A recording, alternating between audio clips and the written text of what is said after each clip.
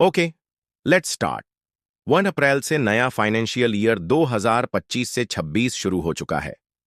अभी जो साल चल रहा था वो फाइनेंशियल ईयर 2024 से 25 था। इस वीडियो में मैं आपको बताने जा रहा हूं कि 1 अप्रैल 2025 से गुड्स एंड सर्विसेज टैक्स में कौन-कौन से नए नियम लागू होने जा रहे हैं।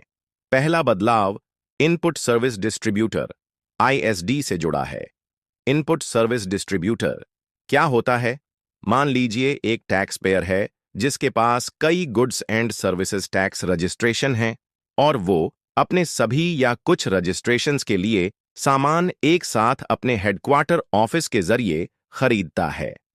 फिर उसकी goods and services tax input tax credit (ITC) को उसकी ब्रांचेस के हिसाब से अनुपात में डिस्ट्रीब्यूट किया जाता है।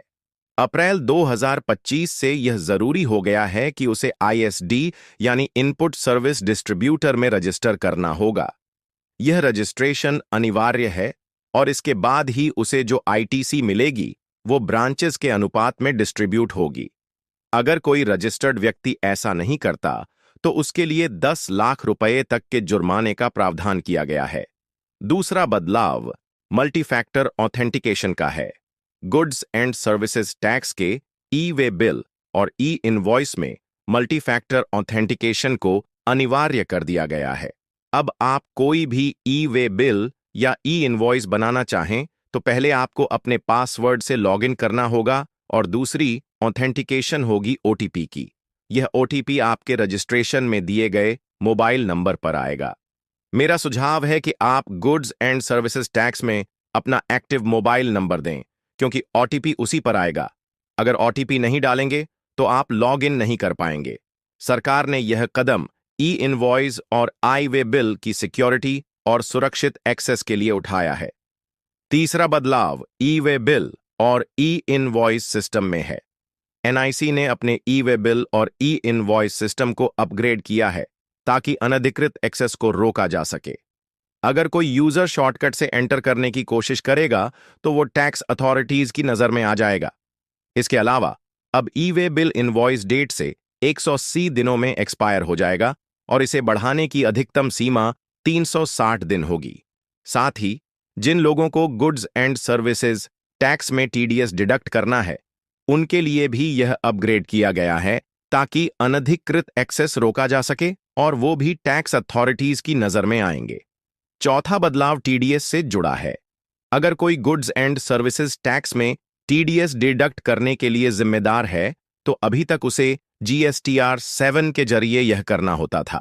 लेकिन 1 अप्रैल 2025 से यह लागू किया गया है कि टीडीएस के लिए जिम्मेदार व्यक्ति को हर महीने जीएसटीआर 7 जमा करना होगा, वो भी लगातार। भले ही उसकी सेल्स जीरो हो, उसे हर महीने रिटर्न जमा करना अनिवार्य होगा। इसका मतलब है कि अगर किसी महीने में टैक्स पेयर की सेल्स नहीं भी हुई तो भी उसे रिटर्न स्किप नहीं करना चाहिए और जीएसटीआर 7 हर महीने भरना जरूरी है। पांचवां बदलाव प्रमोटर्स और डायरेक्टर्स के लिए बायोमेट्रिक ऑथेंटिकेशन का है। 1 अप्रैल 2025 से यह नियम बनाया गया है कि किसी कंपनी या फर्म के प्रमोटर, डायरेक्टर या पार्टनर अगर उनका नाम बायोमेट्रिक ऑथेंटिकेशन के लिए चुना गया तो वो अपने राज्य में किसी भी गुड्स एंड सर्विसेज टैक्स सुविधा केंद्र पर जाकर इसे पूरा कर सकते हैं।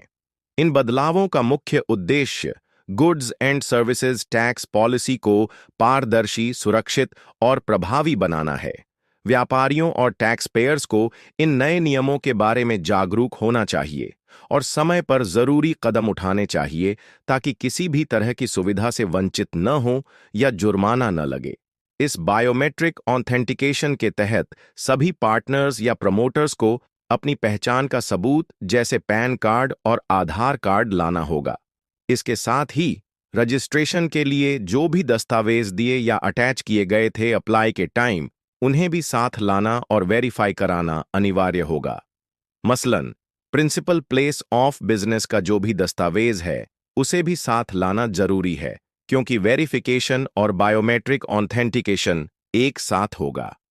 उम्मीद है आपको वीडियो में दी गई जानकारी समझ आ गई होगी कि 1 अप्रैल 2025 से गुड्स एंड सर्विसेज टैक्स में क्या क्या नया बदलाव होने वाला है।